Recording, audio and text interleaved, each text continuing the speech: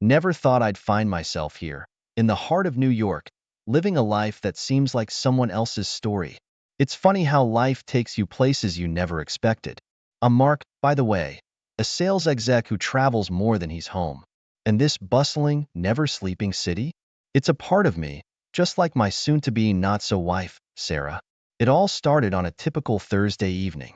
We were dining at La Maison, our favorite spot in the quaint neighborhood of Greenwich Village, known for its bohemian history and artistic vibe. Over a candlelit table, amidst the clatter of the city that somehow felt a million miles away, Sarah dropped the bombshell. "I want an open marriage," she said, as casually as if she were commenting on the weather. My world, much like the historic buildings of Greenwich, felt like it was crumbling, each brick of trust and love falling apart. I didn't yell. I didn't storm out. Instead, I suggested something wild, something so unlike me. "Let's take a year off. No calls, no texts, total freedom," I said. Maybe it was the spirit of Greenwich's rebellious past speaking through me, or maybe it was the fear of losing her completely. So, we did it. She moved to Los Angeles, a city as vibrant and unpredictable as her new lifestyle. And me? I dove into work. I traveled from the snowy peaks of Denver to the sunny shores of Miami, meeting clients, expanding the business. Each city was a new chapter, a new adventure, contrasting sharply with the historic charm and familiarity of Greenwich. Sarah, I heard, was living a life of endless parties and new faces. Friends in LA said she was unrecognizable, a free spirit in this city of angels. While she danced under the neon lights, I shook hands in boardrooms, my business reaching heights I never imagined. The success was exhilarating but hollow, much like the towering skyscrapers of New York, impressive yet impersonal. The more I traveled, the more I realized that every city, with its unique character and culture, mirrored parts of my life. Denver's rugged mountains reflected my resilience. Miami's lively streets echoed my newfound confidence, but none had the comfort of Greenwich. None had Sarah. Our year apart was a journey through contrasting worlds, her in the sunlit, carefree lanes of LA, me in the fast-paced, ambitious streets of New York. But it was more than just physical distance. It was a journey of self-discovery, of unraveling layers we never knew existed. I started to understand that, like the cities I visited, we were complex, made of layers of history, choices, and dreams. Our marriage, once a familiar neighborhood, had become a sprawling metropolis, full of unknown streets and hidden alleys.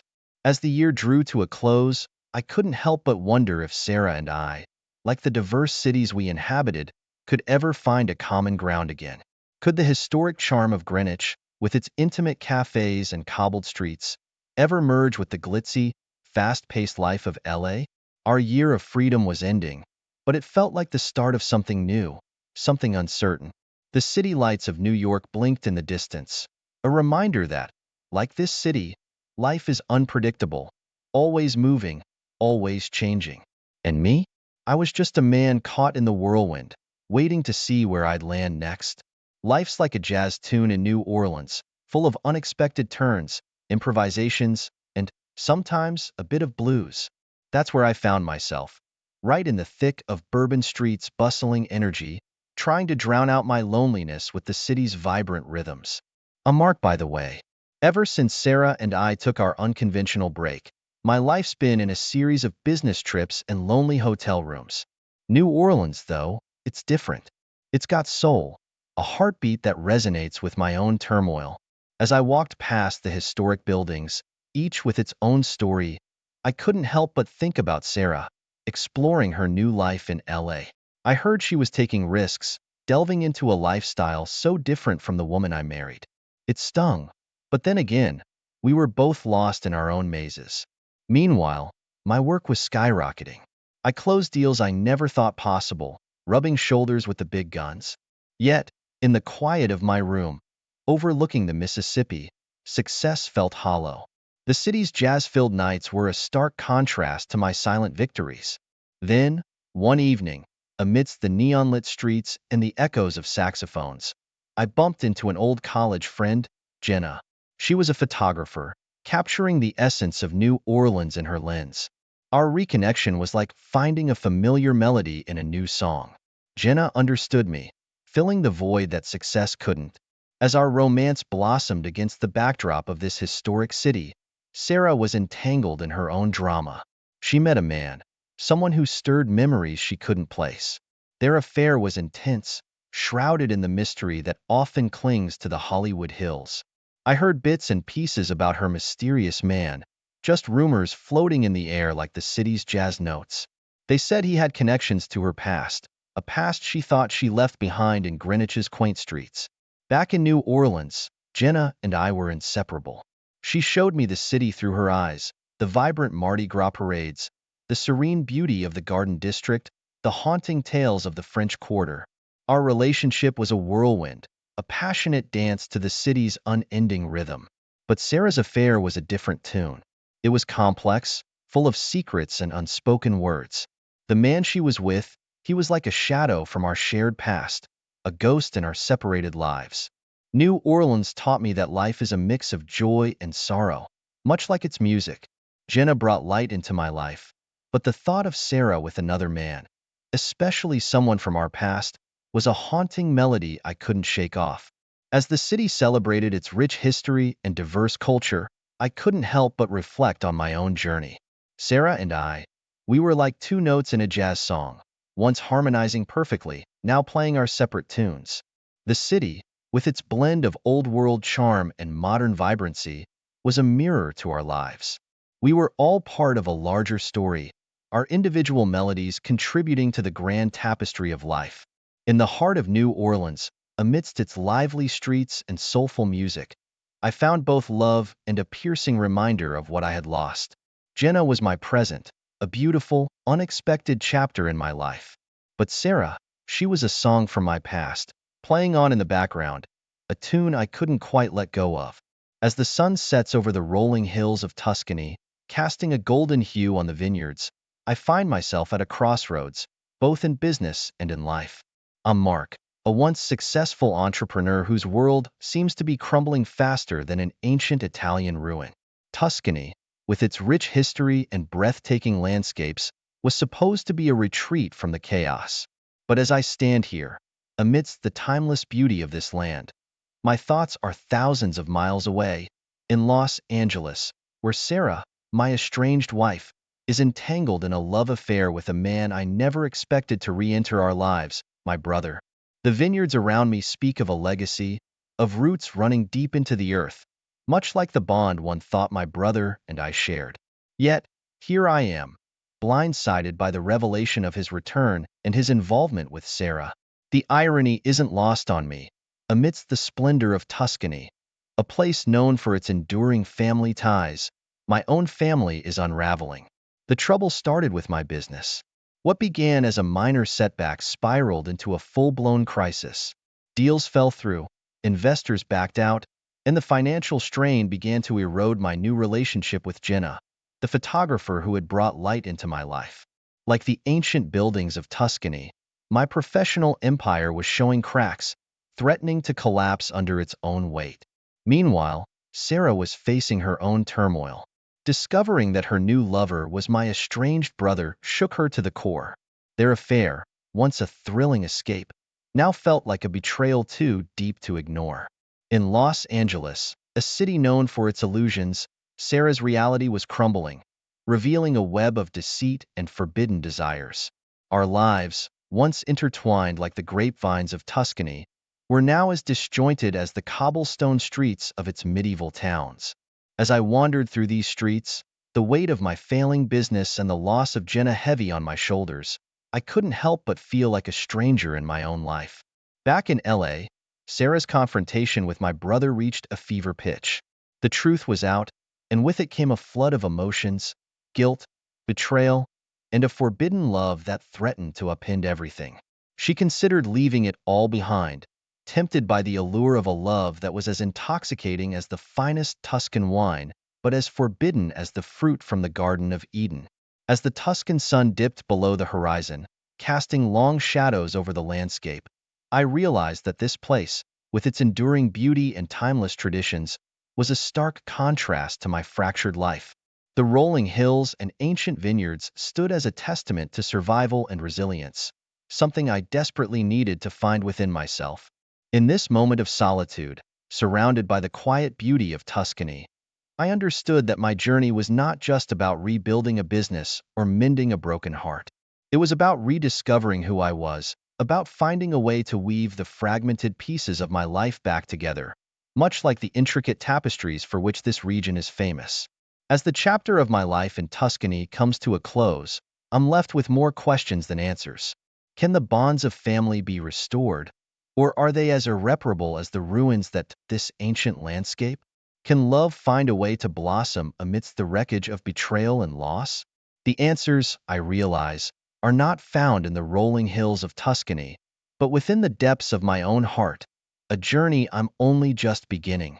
The neon lights of Las Vegas blurred into a dizzying array of colors as I walked down the strip, my mind as chaotic as the city's pulsating energy.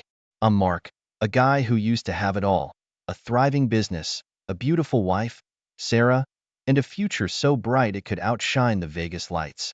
Now, I was just another lost soul in Sin City, my life spiraling out of control.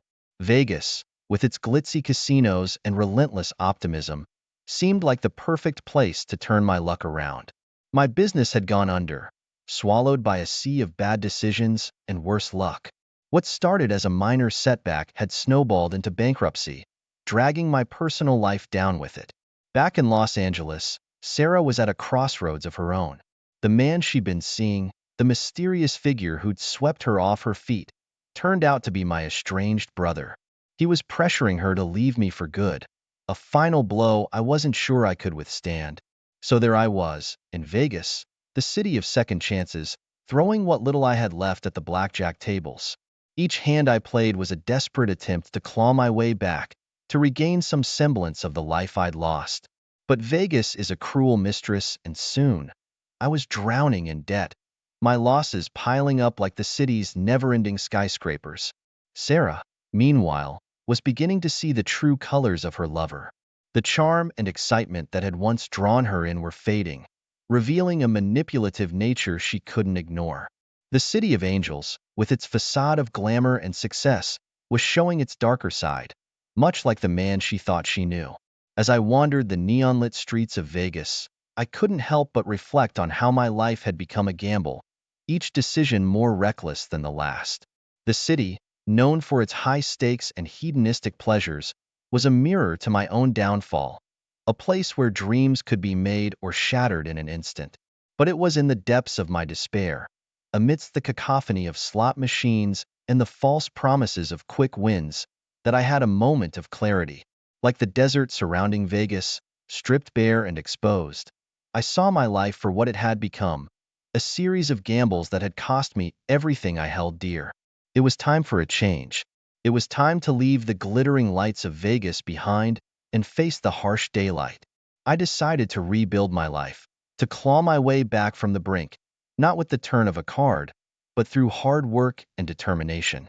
As the sun rose over the Nevada desert, casting long shadows over the city that never sleeps, I knew my journey was just beginning. Vegas, with its relentless energy and unapologetic extravagance, had taught me a valuable lesson, that the biggest gamble in life is not on the tables, but in the choices we make every day. And so, with a heart heavy with regret but a spirit renewed with purpose, I left Las Vegas behind, ready to face whatever challenges lay ahead.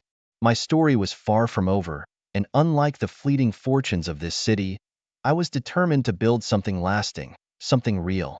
Vegas had been my downfall, but it would also be the place where I found the strength to rise again. There I was, standing on the rain-soaked streets of Seattle, a city known for its relentless drizzle and moody skies, much like the tumultuous storm raging in my life. I'm Mark, once a high-flying entrepreneur, now a man teetering on the brink of ruin. Seattle, with its blend of historic charm and modern vibrancy, was a stark contrast to the chaos unfolding in my personal life. As I walked past the iconic Space Needle, towering above the city like a sundial, I couldn't help but feel dwarfed by the enormity of my problems. Back in Los Angeles, Sarah, my estranged wife, was preparing to confront the man she'd been having an affair with, my brother. The revelation of their betrayal was a blow I never saw coming. It shattered whatever bond we had left, leaving me reeling with anger and disbelief. The confrontation was imminent. Sarah, once lost in the allure of a forbidden romance, now saw the harsh truth of her actions. Her affair, once a thrilling escape, had caused irreparable damage, much like the relentless rain that eroded the streets of Seattle. Meanwhile, my own troubles were mounting. The gambling debts I had accumulated in a desperate bid to salvage my business had come back to haunt me. The lenders were not the forgiving kind, and their threats were as dark and foreboding as the storm clouds hanging over the city. The confrontation between Sarah and my brother was explosive, a tempest of emotions that mirrored the turbulent weather of Seattle. The affair that had seemed so intoxicating in the sunny climes of Los Angeles now felt sordid and tainted. As for me, my confrontation with my brother was violent, a physical manifestation of the anger and betrayal that had been simmering inside me. It was a moment of reckoning, a breaking point that left our relationship in tatters, much like the worn and weathered facades of Seattle's historic buildings. In the aftermath, Sarah came to a decision. She wanted to return to me, to try and mend the broken pieces of our marriage. But the path to reconciliation was fraught with obstacles, much like navigating the steep hills and winding streets of Seattle. My own journey was no less challenging. As I evaded the dangerous lenders, narrowly escaping their clutches, I realized that my life had become a precarious balancing act, much like the city balanced between its historic past and its tech-driven future. Seattle, with its contrasting landscapes of urban grit and natural beauty, was a reflection of the dual nature of my life, the struggle to find stability in a world that was constantly shifting. The city's resilience in the face of relentless rain became a source of inspiration, a reminder that even the most prolonged storms eventually pass. As I walked along the waterfront, watching the ferries glide across the Puget Sound, I pondered the uncertain future that lay ahead. Sarah's decision to come back to me was a glimmer of hope, but the road to rebuilding our marriage was as daunting as the towering Cascade Mountains that loomed in the distance. The city of Seattle, with its ever-changing weather and resilient spirit, had taught me an invaluable lesson, that life, like the weather, is unpredictable, but it's in the midst of the storm that we often find our true strength. And as the rain finally began to ease, giving way to a tentative ray of sunlight, I felt a cautious optimism that, perhaps, there was still a chance for us to weather this storm together. Hey everyone! I hope you're enjoying the video so far. If you do, please take a moment to hit that like button. It really helps me out and lets me know you appreciate the content. Also, if you haven't already, consider subscribing to the channel. Subscribing is a great way to stay updated with all the latest videos and to be part of our growing community. It's quick, it's free, and it ensures you won't miss out on any upcoming content. So go ahead, smash that like button and subscribe. Your support means a lot and keeps this channel going. Thanks for watching. The golden hues of a San Francisco sunset painted the sky as I found myself wandering the streets, lost in thought. This city, with its iconic Golden Gate Bridge and rolling hills, had always been a place of new beginnings. I'm Mark, and I thought I had started a new chapter here, but fate had other plans. San Francisco, known for its eclectic mix of historic charm and modern innovation, mirrored the tumultuous journey my life had taken. Once a successful businessman, I was now a man broken by betrayal and burdened by debt. Back in our home in Greenwich Village, Sarah, my estranged wife, had returned, hoping to salvage what was left of our marriage. She found our house empty, a stark reminder of the distance that had grown between us. The quaint, bohemian streets of Greenwich, once a symbol of our shared dreams, now echoed with the silence of our fractured relationship. Desperate to find me, Sarah scoured the city, her search a painful journey through the memories of our life together. Each familiar landmark, from Washington Square Park to the winding streets of Soho, was a reminder of a happier time, a time before secrets and lies had torn us apart. Meanwhile, in San Francisco, I wrestled with the decision to reach out to her. The city, with its relentless energy and iconic landmarks like Alcatraz Island and Lombard Street, was a constant reminder of freedom and confinement, much like the turmoil in my heart. The moment Sarah and I reunited, it was as if the fog that perpetually shrouds San Francisco had lifted, revealing the raw pain and hope in our eyes. Our reunion, under the shadow of the city's towering skyscrapers, was tense and emotional, a fragile thread holding together the pieces of our broken marriage. We agreed to give our relationship one last chance. Like the city itself, which had rebuilt after the devastating earthquake of 1906, we too were determined to rebuild from the ruins. But the past, much like the city's infamous fog, loomed over us, threatening to obscure our path forward. As we cautiously navigated the rebuilding of our relationship, the ghost of my gambling debts in Las Vegas reared its ugly head. The lenders, unforgiving and ruthless, kidnapped me, demanding a ransom that seemed as insurmountable as the steep hills of San Francisco. Sarah, once the source of my deepest pain, now became my only hope. The city, with its history of booms and busts, from the gold rush to the tech boom, reflected the highs and lows of our own journey. Our love, once a beacon as bright as the city's lights, was now flickering in the shadow of danger and uncertainty.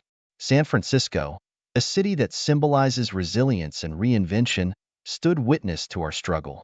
The picturesque views from Coit Tower, the bustling energy of Fisherman's Wharf, and the serene beauty of the Presidio were backdrops to our fight for survival, both as individuals and as a couple. As the city slept under a blanket of fog, I clung to the hope that Sarah and I could find our way back to each other, that we could rise from the ashes like San Francisco had time and again. But as the dawn broke over the bay, lighting up the city in a golden glow, the uncertainty of our fate hung in the air, as unpredictable as the city's ever-changing weather. In the heart of Chicago, amidst the towering skyscrapers and the bustling streets, I found myself caught in a whirlwind of betrayal and desperation. This city, known for its resilience and architectural marvels, now bore witness to the crumbling edifice of my marriage. I'm Mark, a man who once had everything, now facing the greatest challenge of my life. Chicago, with its storied past, from the Great Fire to the Roaring Twenties, mirrored the tumult and chaos that had engulfed my life. As I sat in a dimly lit room, a prisoner of my own choices, Sarah, my estranged wife, was out there in the city, fighting to save me, to save us. Her task was monumental. She scrambled to gather the ransom money, her every move shadowed by the towering structures of the city, a stark reminder of the enormity of her undertaking. The windy city, with its relentless gusts, seemed to echo the turmoil within her. But the biggest shock was yet to come. Sarah discovered the unthinkable. The mastermind behind my kidnapping was none other than my own brother, the man she had an affair with. Betrayal upon betrayal, it was like the layers of Chicago's history, each one revealing a darker, more complex narrative. With the clock ticking, Sarah devised a desperate plan. She was determined to save me and confront the man who had caused this havoc. Her resolve mirrored the city's own tenacity, a place that had rebuilt itself from ashes to become a beacon of hope and strength. The showdown was inevitable. On the shores of Lake Michigan, under the shadow of the iconic skyline, Sarah faced my brother in a dramatic standoff. It was a scene straight out of a noir film, the city's gritty underbelly exposed in the rawest form. Meanwhile, I was trapped, both physically and emotionally, struggling to come to terms with the betrayal. The city's vast network of trains and bustling streets seemed like a metaphor for my own entangled thoughts, a maze with no clear way out. In a daring rescue mission, Sarah managed to free me, but the cost was high. The revelation of her affair with my brother, the extent of her betrayal, was a blow that I couldn't recover from. The skyscrapers of Chicago, once symbols of aspiration, now loomed over me like silent judges. As I walked the streets of Chicago, a free man yet a prisoner of my shattered heart, I realized the damage was irreparable. The city, with its blend of old and new, wealth and poverty, beauty and decay, was a reflection of our relationship, complex, flawed, and ultimately broken beyond repair. I made the painful decision to leave Sarah for good. The city, which had seen so much history, was now the backdrop to the end of our story. As I left Chicago, the skyline receded in the distance, a poignant reminder of what could have been. The story closed with Sarah alone, a woman who had lost everything she held dear. In the silence of her solitude, she reflected on the irreversible consequences of her choices, much like the quiet after the city's bustling day. Chicago, a city that had witnessed the rise and fall of so many, had now seen the disintegration of our love, a love that, like the city's infamous wind, had blown fiercely, only to extinguish in the cold reality of. I remember the first time I saw him. It was in the bustling hallways of our high school, a place brimming with adolescent chaos and dreams. I was 16, a blend of naivety and burgeoning self-awareness. He was a year older, a vision of youthful charm and quiet confidence. Our eyes met across the crowd, and in that fleeting moment, a connection sparked, igniting a story that neither of us could have foreseen. Our love story didn't begin with grand gestures or dramatic confessions. It was woven from the small threads of shared glances, brief conversations, and a growing sense of familiarity. We were drawn to each other, subtly and inevitably. High school romances often burn bright and fade fast, but ours was different. It was as if we'd been orbiting each other all along, waiting for the right moment to collide. After graduation, our relationship blossomed. We navigated the uncertainties of early adulthood together, our bond strengthening with each challenge. He was my confidant, my source of laughter, and my solace. When I turned 25, he proposed, and without a hint of hesitation, I said yes. The wedding was a blur of joy, a celebration of a love that had matured and deepened over the years. The early years of our marriage were filled with contentment. We found joy in the mundane, laughter in the ordinary. He was always present, both physically and emotionally. Our conversations were endless, ranging from trivial banter to profound exchanges about our fears. In his arms, I felt cherished, as if I were the only person in the world who mattered. Our love was not just emotional, but also physical. In the privacy of our shared space, we explored each other with passion and tenderness. There was a sense of comfort and excitement in our intimacy, a testament to our deep connection. I never felt anything lacking in our relationship. He was both my husband and my lover, fulfilling every role with effortless devotion. Life, however, is not a static journey, and change is its only constant. About 4 years into our marriage, things began to shift. He got a new job, one that demanded much of his time and energy. At first, I was proud and supportive, happy to see him pursue his career ambitions. But as months passed, the job that was supposed to be a new beginning started to cast a shadow over our life together. He began to come home late, exhausted, his mind still entangled in the intricacies of his work. Our conversations dwindled, replaced by brief exchanges about mundane necessities. The vibrant man I married seemed to fade, his laughter and warmth replaced by a quiet, persistent fatigue. I missed him, not just his physical presence, but the emotional connection that had been the cornerstone of our relationship. I tried to bridge the growing gap between us, suggesting date nights, weekend getaways, anything to reignite the spark that seemed to be dimming. But he was often too tired, too preoccupied with work. His world was narrowing, and I felt myself being pushed to the periphery, an observer in what was once a shared journey. As the 1-year mark of his new job approached, my patience began to wear thin.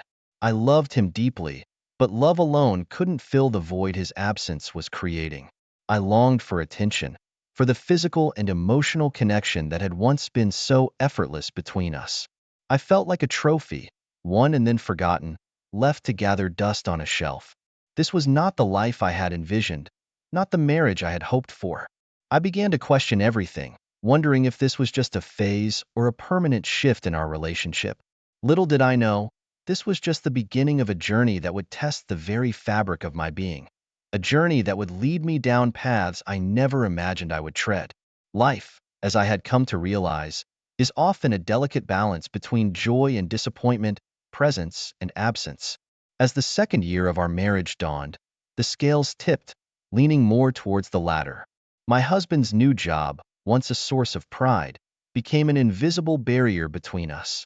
His time at home decreased, and when he was present, it was his body alone, his mind seemingly trapped in the confines of his office. The laughter that used to fill our home became a rare sound, replaced by the mechanical rhythm of his keyboard and the distant chatter of his online colleagues. Our living room, once a sanctuary of love and companionship, transformed into a makeshift office, cluttered with papers and haunted by the glow of his computer screen. The man I married, known for his vibrant spirit and infectious energy, was gradually succumbing to a routine of endless work and solitary relaxation. His relaxation, if it could be called that, revolved around video games. These virtual worlds became his refuge, a place where he escaped the pressures of his job. I try to understand, to be the supportive wife who respects her husband's need for downtime. But as days turned into weeks and months, his gaming sessions stretched longer, and our conversations grew shorter. The change in him was not just emotional but physical too. He no longer cared for his appearance as he once did. The man who took pride in his fitness and style now neglected these aspects of his life. His once meticulous wardrobe was replaced by comfortable, worn-out clothes, suitable for long hours in front of a screen but not much else. Our social life, once vibrant and full of shared experiences with friends, dwindled to nothingness. Invitations were declined, gatherings missed. I found myself attending events alone or, more often, not at all. The shared experiences that had once brought us closer now seemed like distant memories, relics of a time when we were truly together. In bed, where we once found solace and connection, there was now a palpable distance. Our passionate encounters became infrequent, and when they did occur, they lacked the fervor and intimacy that once defined them. I missed being desired, missed the warmth of his touch, and the assurance that I was more than just a fixture in his life. A year and a few months into this new normal, my frustration and loneliness reached a boiling point. I loved him, there was no doubt about that, but love was not enough to sustain a relationship that was slowly turning into a one-sided affair. I yearned for more, for the affection, the attention, the feeling of being wanted and cherished. It was during this period of introspection and longing that Christian entered my life. Christian, with his easy smile and confident demeanor, was a stark contrast to the man my husband had become. He arrived from another city, joining our company, and immediately caught my attention. Tall, charming, and undeniably attractive, he was like a breath of fresh air in the stale atmosphere of my life. I was assigned to be Christian's mentor, tasked with guiding him through the intricacies of our work. He was attentive, hanging on my every word, sometimes quite literally following me around as I showed him the ropes. His proximity was unsettling yet exhilarating, a dangerous combination for someone starved of affection. Christian was a man comfortable with physical contact. A casual touch on the shoulder, a playful tap, simple gestures that should have meant nothing, yet they sent shivers down my spine. Each touch, each moment of closeness, left me craving more. I was drowning in a sea of fantasies, desperate for a connection that went beyond the professional. Our lunches together, initially a matter of convenience due to his unfamiliarity with the city, became something more. They were opportunities to share, to laugh, to forget the loneliness that clouded my life. And with each passing day, I found myself increasingly drawn to him, his presence filling the void left by my husband's absence. It wasn't long before I confided in Christian about my marital woes. He listened, a sympathetic ear in a sea of indifference. His hugs, meant to comfort, became a source of solace and confusion. The boundaries between mentor and mentee, between professional and personal, were blurring, and I was too lost in my own emotional turmoil to care. Then came the warning from a colleague, a well-meaning advice to tread carefully, to not let this new friendship jeopardize the life I had built with my husband. I brushed off her concerns with a forced smile, assuring her that there was nothing to worry about. Deep down, I knew I was lying to her and to myself. I was already too far gone, caught in the web of an emotional affair that I was neither willing nor able to resist. As the days slipped into weeks, my life began to revolve around two contrasting worlds. At home, there was a palpable void, an emotional and physical disconnect with my husband that seemed to widen with each passing day. At work, however, there was Christian. Christian, with his magnetic presence and effortless charm, who made my days bearable, who unknowingly became the anchor in the storm that my life had become. Christian was unlike anyone I had ever met. He had an air about him that was both intriguing and disarming. His tall, athletic frame and confident stride were just the surface of his appeal. It was his ability to listen, to really hear what I was saying, that drew me to him. In his presence, I felt seen and heard, something I had been missing desperately in my marriage. Our training sessions together were a mix of professional diligence and subtle flirtations. There was an undeniable chemistry between us, a mutual attraction that neither of us seemed capable of ignoring. The way he looked at me, not just as a mentor but as a woman, stirred something within me. It was a feeling I had thought long buried under the weight of marital complacency. Our lunchtime conversations became the highlight of my day. We would talk about everything and nothing, our chats filled with laughter and shared anecdotes. Christian had a way of making even the most mundane topics seem interesting. But more than that, he made me feel interesting, something I hadn't felt in a long time. With each passing day, my attraction to Christian grew. He became the person I looked forward to seeing, the one who occupied my thoughts even when we were apart. It was a dangerous game I was playing, teetering on the edge of an emotional affair, yet I couldn't seem to stop myself. I was starved for affection, for the thrill of being desired, and Christian provided that in abundance. It wasn't just his words or his looks that drew me in. It was his touch, casual yet charged with an unspoken tension. A hand on my shoulder, a gentle tap on my back. Each contact left me longing for more. I knew it was wrong, that I was venturing into forbidden territory, but it felt too good, too right in a life that had become so wrong. As the days turned into weeks, our relationship evolved. We began sharing more personal details, our conversations dipping into our hopes, fears, and dreams. I found myself opening up to him in ways I hadn't with anyone in a long time. He, in turn, shared his own stories, painting a picture of his life that was both fascinating and relatable. It was during one of our lunch breaks that I finally confessed my marital troubles to him.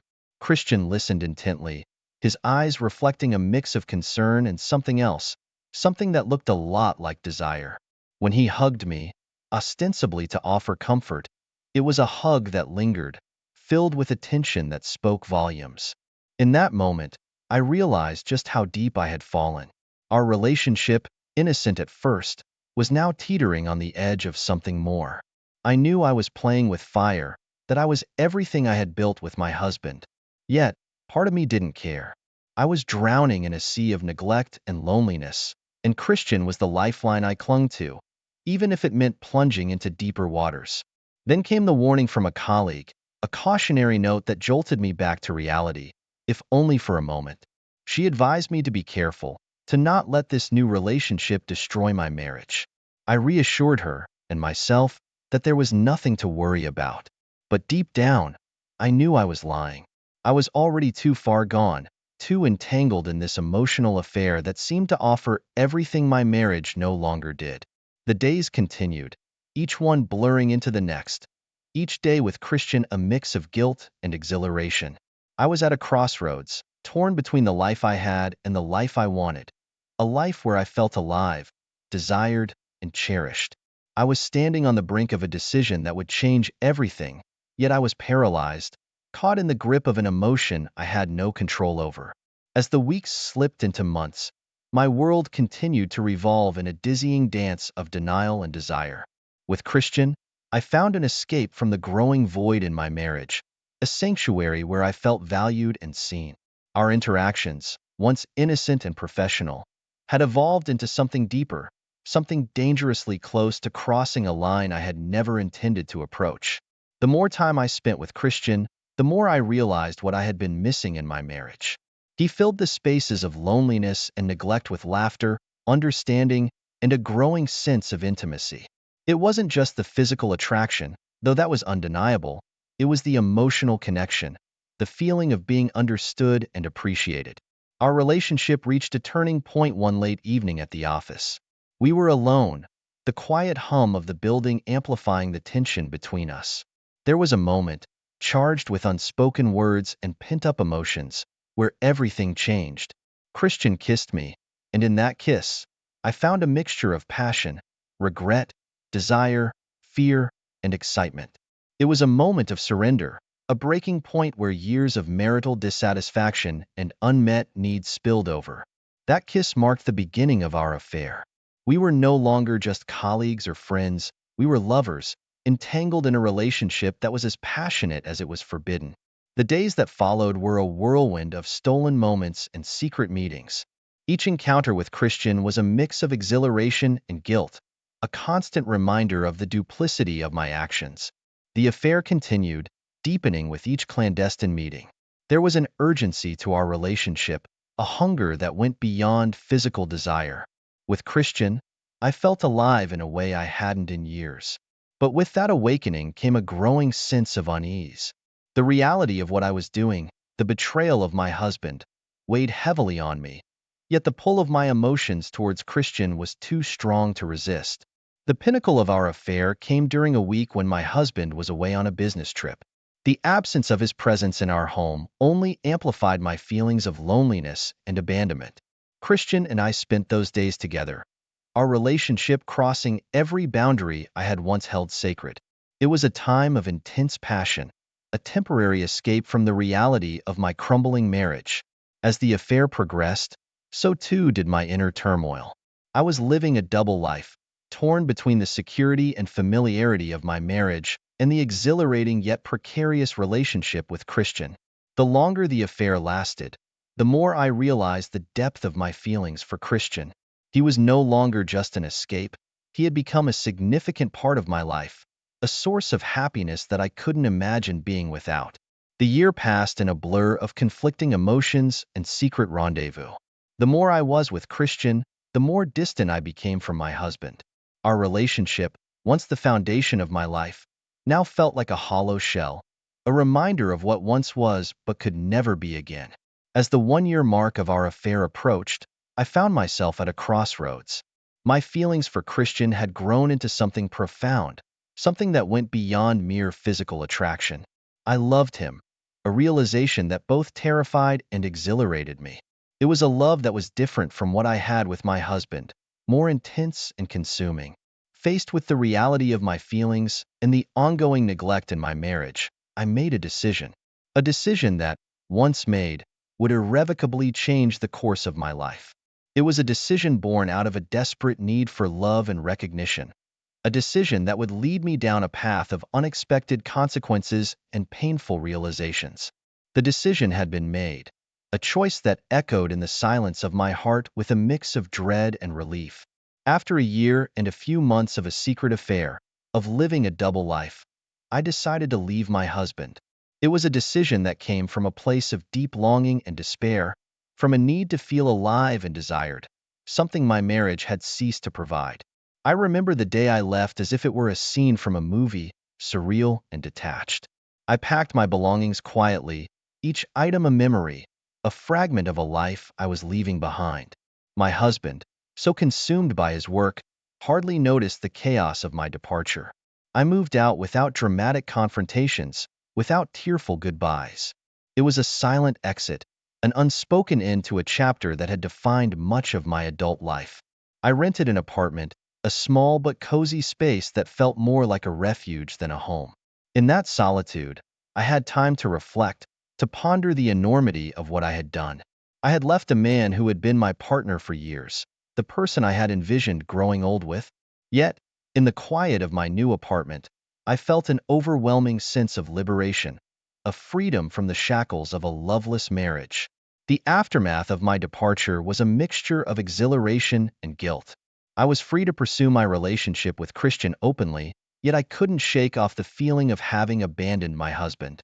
I heard through mutual friends that he had taken our separation hard.